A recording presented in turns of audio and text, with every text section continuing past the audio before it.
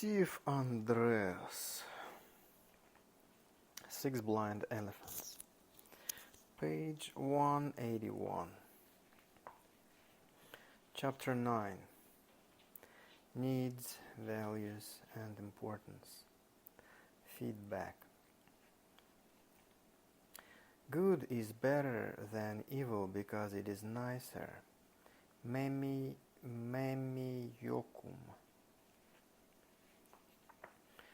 Values is a complex topic, one that people have struggled to understand for thousands of years. In order to understand how they work, we need to begin with the simplest kinds of values and gradually build a basis for understanding more complex ones. At the most basic level, small children value experiences that satisfy their psychological needs. Food, shelter, physiological needs. Food, shelter, protection, human contact, warmth, rest, etc. If we didn't have bodies to sustain, we wouldn't have needs to all alert us to imbalances that require attention and action. Need is a word that describes our experience of a physiological imbalance. When we need something, we value it. So values are our subjective experiences of the objective scopes of experience that can satisfy our needs. Values are categories of things and events that are important to us. They contain examples of scopes of experiences that give us feelings of pleasure and satisfaction. The fundamental criteria for any category of experiences that we value. As we grow and develop our abilities and skills, we also discover pleasure and value in many other things and activities. Sports, travel, music, sex, learning, art, books, movies, etc.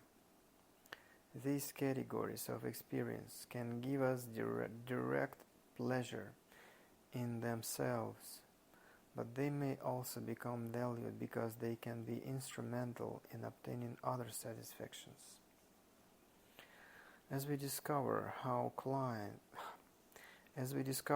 events are linked together, both in the real world and in the made-up world of culture, we learn to value many other categories of things and events: learning, money,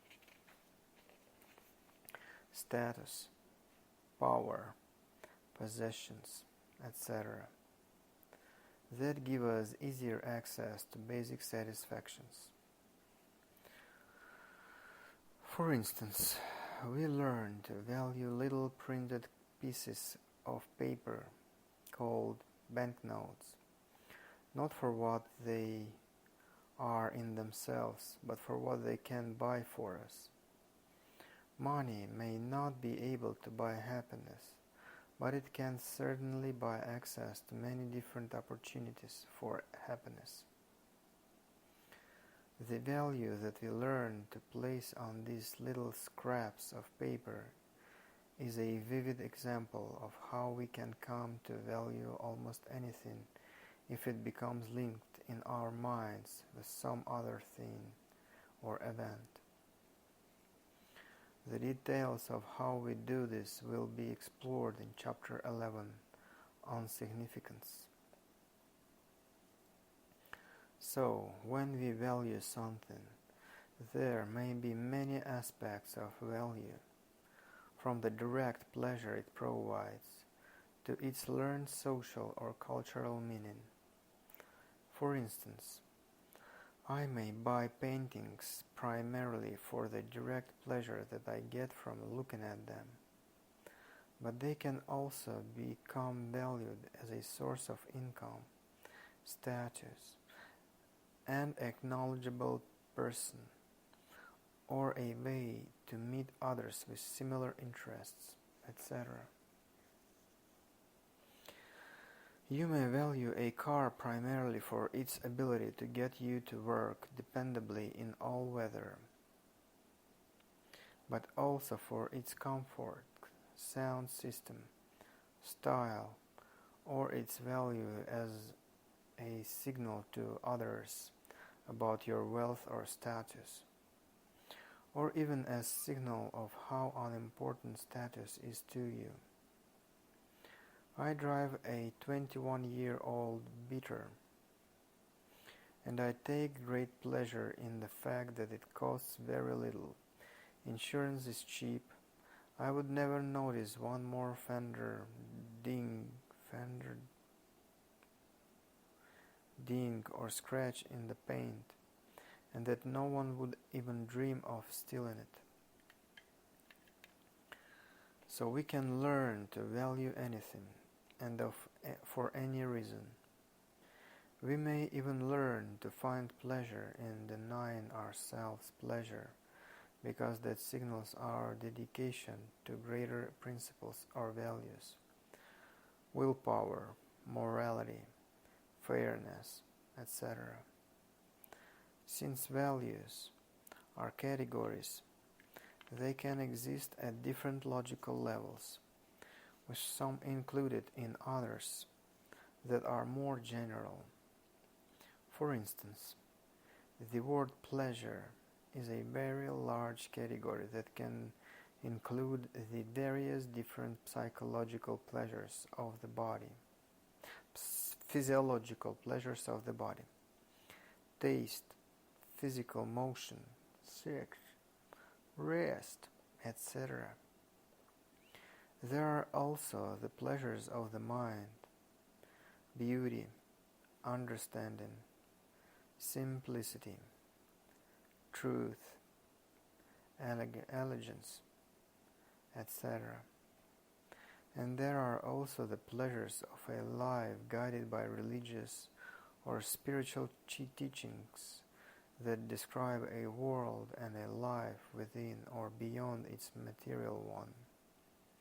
A dedication to a higher value or mission, or to principles laid down by prophets in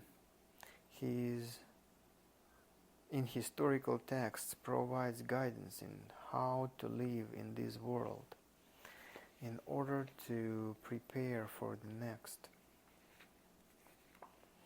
It may also provide employment for those who become ministers, priests, theologians, or gurus. Since the fundamental source of values is found in our feelings of pleasure and satisfaction, we need to begin by distinguishing clearly between two fundamentally different kinds of physiological feelings. Perceptual feelings give us information about the world, including the inner world inside our bodies. We have tactile feelings that provide information about what we touch or what touches us, its hardness or softness, temperature, movement, location, extent, etc. We also have proprioceptive self feelings that provide information about our own body, its position, movement, discomfort, pain, tension, relaxation, temperature, etc. Finally, the vestibular sense in the inner ear relates our inside world of experience to the outside. If you have ever gotten seriously dizzy, you know how important the vestibular sense is and how difficult it is to function when this sense is disrupted. Overall, these perceptual senses provide us with factual information about what is happening outside and inside our bodies, and how these two relate to each other.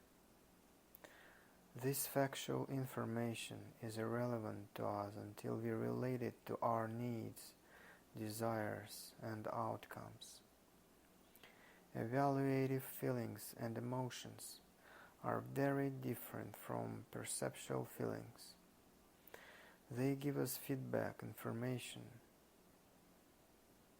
about the importance or relevance to us of scope of experience that we are attending to. Evaluative feelings of pleasure, displeasure, liking, disliking, happiness, sadness, attraction, repulsion, etc.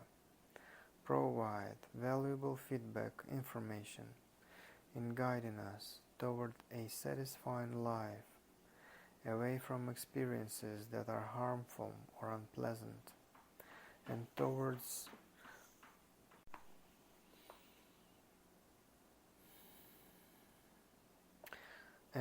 those that are nourishing and pleasant. Although we sometimes feel very strong evaluative feelings throughout the body, usually they are felt primarily in the chest and abdomen, particularly along the midline of the front of the chest and belly. Pleasant evaluative feelings tell us that what we are doing is working well.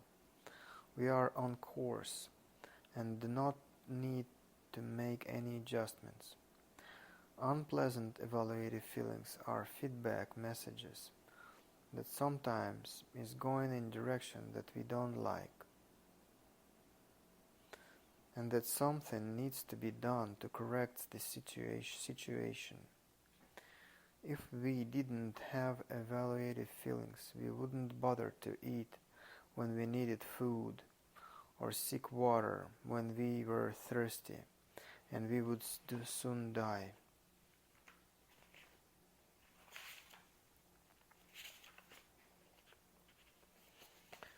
To clarify the difference between perceptual feelings and evaluative feelings, let us use an example: the tactile feeling of a gentle caress on the forearm.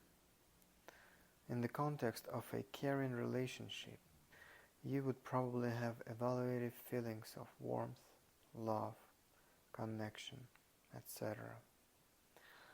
But if the person providing that caress was someone whom you did not like or trust, or who was coercing you in some way, the exact same tactile feeling would probably be evaluated as unpleasant or disgusting. Evaluative feelings of liking or disliking are categories that can include many different experiences, so they are always at a higher logical level than the experiences themselves. In recognition of these, they have been called meta-feelings in the field of NLP. Lack of recognition of the important distinction between a perceptual experience and our evaluative feeling response to it at a different logical levels has led to a number of serious misunderstandings throughout the field of physiology and personal change. Change in feelings. Much of the practice of psychotherapy during the last 100 years have been directed at the unpleasant feelings that people have, encouraging clients to fully experience them through expression, catharsis, pounding pillows, etc. If someone has been inhibiting and holding in feelings, they usually feel much better after expressing them. So there is a short-term value in full physical expression. Experiencing unpleasant feelings that have not been acknowledged fully can also be very useful in motivating someone to action, and sometimes may even provide some information about what needs to be changed. These benefits of expressing feelings have led many to think that full expression of feelings and emotions is necessary and sufficient to bring about change. Although follow-up data over a longer scope of time doesn't support this idea. Often unexpressed feelings are thought of metaphorically as fluids or substances that need to be expelled throughout expression or catharsis, rather than realizing that they are important messages that need to be transmitted to someone else. An extreme example of this is Arthur Genoy's primal scream therapy, in which the goal is to drain the primal pool of pain, a metaphor that clearly carries the presupposition that feelings of pain are a pool of fluid to be drained out of the body, rather than a message to be communicated to someone else. In practice, this is done by shouting and screaming as loud and long as possible, usually in soundproof room or into a box, so as not to disturb the neighbors. Screaming is a behavior that is useful in communicating important needs to someone else, in the hope that they will respond and help. When someone screams into a box, that purpose is completely defeated. Thinking that expression alone is enough to bring about change is a narrow scope that focuses only on the sender of the message, ignoring both the purpose of the message and the receiver of the message. This is a crucial misunderstanding that was wasted a huge amount of therapeutic time and effort. The expression of feelings is only a first step and not enough in itself. What is needed is some kind of change in the situation, or thinking about the situation that evokes those feelings. What is needed is some kind of change in the situation, or thinking about the situation that evokes those feelings. Sometimes feelings are specific enough that they tell you exactly what needs to be done. If you feel an unpleasant pain in your foot, that directs you to find out what is going on in that part of your body and do something about it. Move it, remove a splinter, or have it examined by a doctor. But at other times we have feelings that are much less specific, and they may be puzzling because they don't tell us what to do to regain balance. When this is the case, fully experiencing feelings can be useful to draw your attention to a problem, but the feelings may provide little or no information about what needs to be done. For instance, nearly 40 years ago, I found myself irritable and couldn't get to sleep at night. And this persisted for several weeks. I puzzled over this and tried various ways to resolve the situation without success. Finally, I decided to seek out an opportunity to play some volleyball, a favorite sport that I hadn't enjoyed for some time. After 3 hours of vigorous exercise, I slept wonderfully and got the feedback message. Since then, whenever I begin to have any vague irritation or have trouble sleeping, I make sure that I get some vigorous exercise. It makes sense that human beings don't have a very good signal to alert us to the need for exercise. For hundreds of thousands of years, our ancestors got plenty of exercise in a daily struggle for existence, so they seldom or never needed a clear signal to indicate a need for exercise. Now that we live in a very different world, where many of us work sitting down most of the day, the lack of a signal may result in overweight, couch potatoes, and other consequences of not exercising. For the last 100 years, a great deal of psychotherapy and personal change has focused on trying to change unpleasant feelings directly, rather than changing the problem that causes that bad feelings. Treating the signal of the problem rather than the problem itself is like noticing the oil pressure light on the dashboard of your car and putting masking tape over it, instead of attending to the low oil level in the engine that the light signals. People who abuse food, alcohol, or other drugs in order to reduce or eliminate unpleasant feelings are doing the same thing, treating the symptom rather than the problem that causes the feelings. That kind of solution is usually worse than the problem, and the same pattern occurs in many other problems as well. For instance, once I worked with a woman who had a terrible way of making decisions, which resulted in her choosing in a random way or according to others' preferences, rather than her own. Since she didn't use her own values and preferences, she usually chose things that she didn't like, and this had resulted in a lot of dissatisfaction over a long period of time.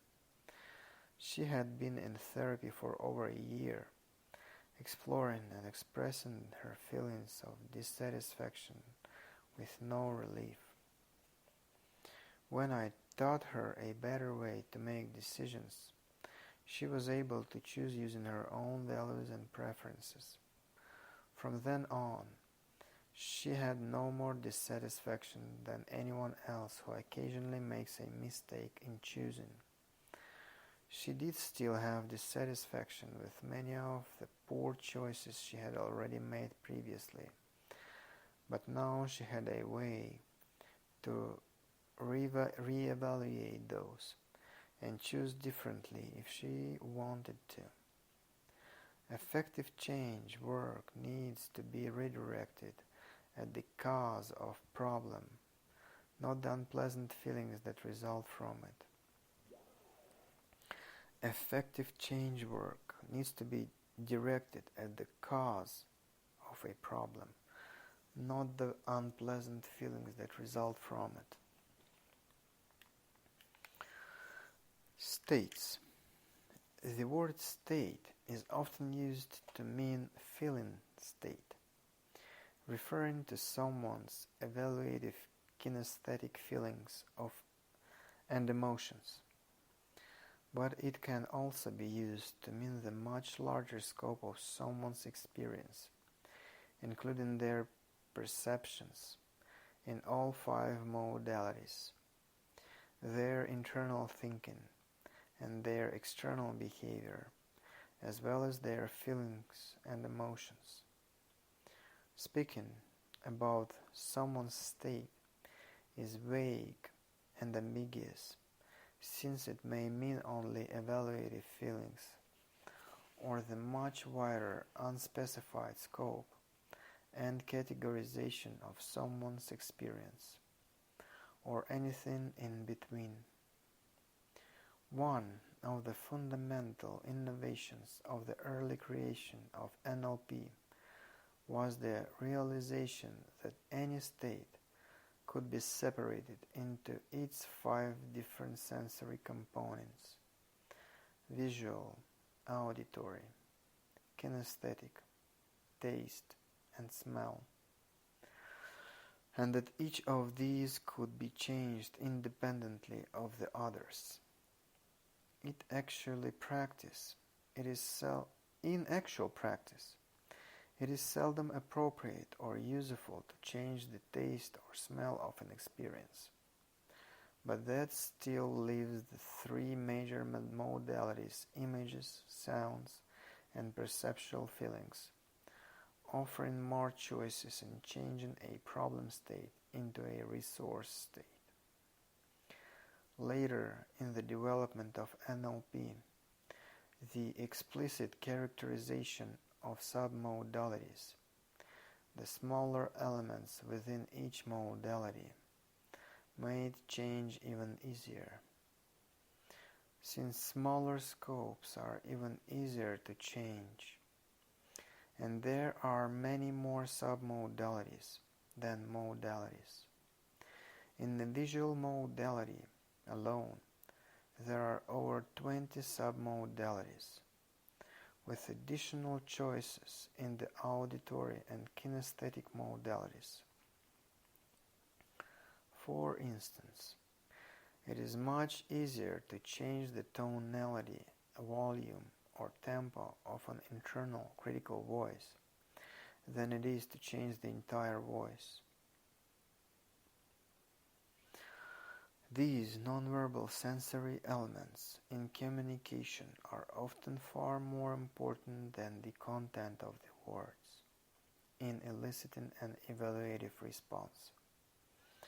For instance, imagine someone you love using a voice that is cold, abrupt, dismissive, and hostile, saying, "I love you."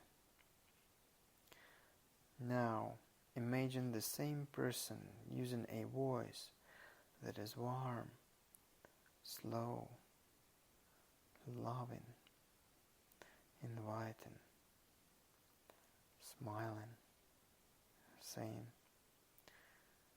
"You son of a bitch." Probably you experienced the second example as more loving, and you found it easier to listen to that message. Now think of a critical internal voice that berates you for your mistakes from time to time, and first listen to the tonality and tempo of that voice.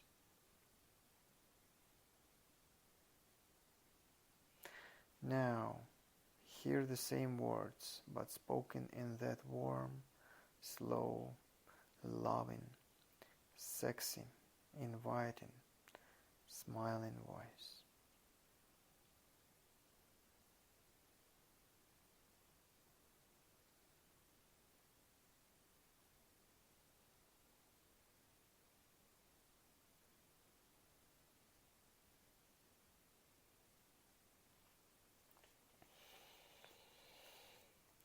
That kind of change in voice, tone, usually makes it much more pleasant to listen to the voice.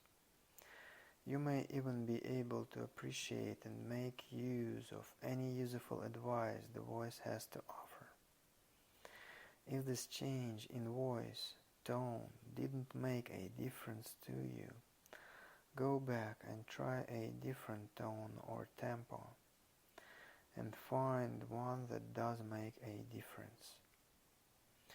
This is only one example of the many kinds of very rapid shifts that can be made with submodalities.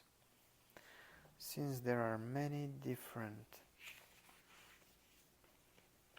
submodalities, and each of them can make a difference in response, they offer a much wider range of additional choices in making changes.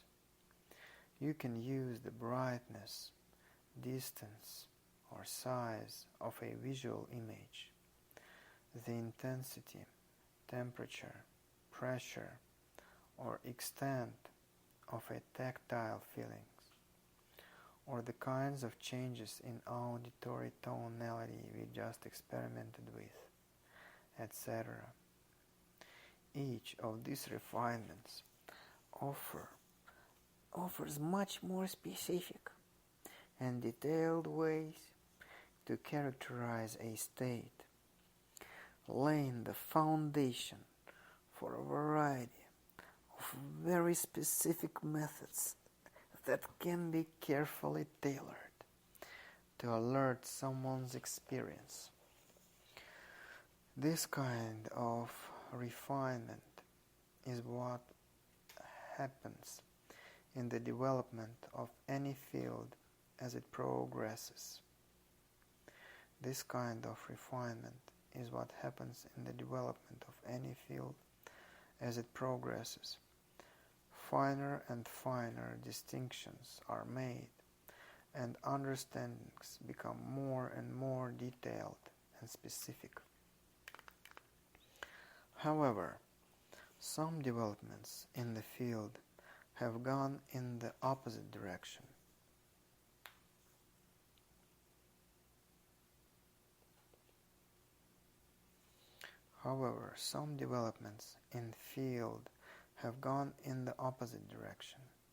When someone applies one vague and general state to another state to create a meta-state that compounds the ambiguity and uncertainty about what is actually happening.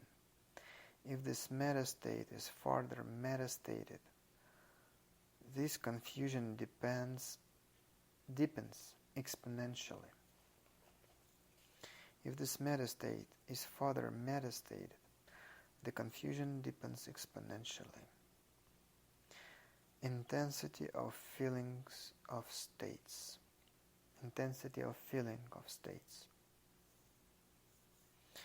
Since evaluative feelings are signals, they are very useful as a measure of change in response to an intervention to resolve a problem. Evaluative feeling signals can change in quality, such as from fear to security, which indicates a significant digital category change. Feeling can also change in intensity, even when the quality of feeling remains the same. For instance, from intense fear to mild concern. It can be useful to ask someone to assign a number to their experience on a scale of 1 to 10 to specify the intensity of a feeling. This quantification can then be used